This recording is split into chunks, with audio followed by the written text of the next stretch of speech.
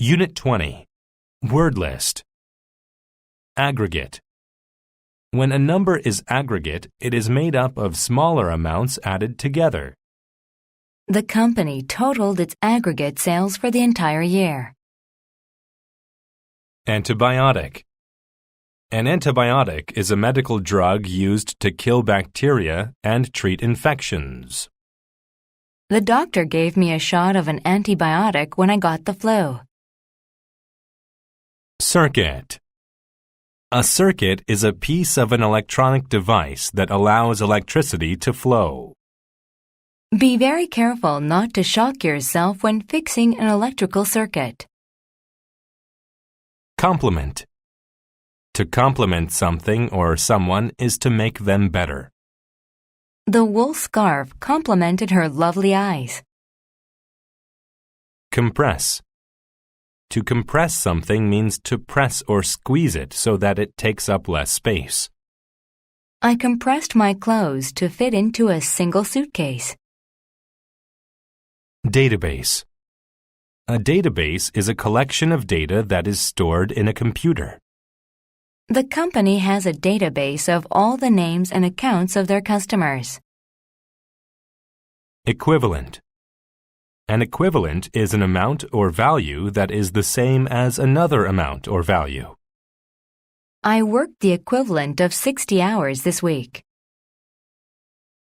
Immune. When someone is immune to a disease, they cannot be affected by it. Children usually get shots to make them immune to certain diseases. Input. Input is information that is put into a computer. Type the input into the computer program. Intimate. When a relationship is intimate, the two things are very closely connected. I only tell my secrets to my most intimate friends. Magnet. A magnet is a piece of iron or other material which attracts iron toward it. I used a magnet to pick up the nails that were scattered on the floor. Metabolism. A person's metabolism is the way chemical processes in their body use energy. If you exercise every day, your metabolism speeds up. Microchip. A microchip is a small device inside a computer that holds information. I can put more data on my computer if I buy a more powerful microchip. Phase. A phase is a stage in a process or the gradual development of something. The first phase in the recycling project involves finding volunteers to help out. Pinch. To pinch means to take a piece of skin between one's fingers and squeeze. I pinched my nose so I couldn't smell the odor from the garbage. Prevalent. When something is prevalent, it is common. Growing a beard is more prevalent behavior in men than women. Quantum.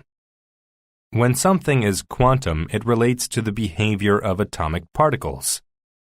The physics student studied quantum mechanics. Ratio. A ratio is a relationship between two things expressed in numbers or amounts. The boy-to-girl ratio is 1:3. Spiral. A spiral is a shape which winds round and round in a larger and larger circle. A strand of DNA looks like two interlocking spirals. Viral. When something is viral, it is a disease or infection that is caused by a virus. The girl was in bed for a week when she had a viral infection. Microchips. The bond between humans and computers is becoming more intimate than ever before. Scientists are now putting microchips inside people's bodies. They are made up of compressed electrical circuits that can detect and record data about the body. They are tiny, but they hold the equivalent amount of data as most computers. A microchip is put to use inside a person with a simple procedure. First, a doctor must put data about the patient onto a chip. Input about the person's age, race, gender, and medical history is stored on the chip. The second phase of the process involves putting it in the person's skin. The doctor pinches a piece of skin and cuts a tiny hole with a tool shaped like a spiral. The chip is inserted, and the skin is allowed to heal. At last, it begins the task of putting data into its database.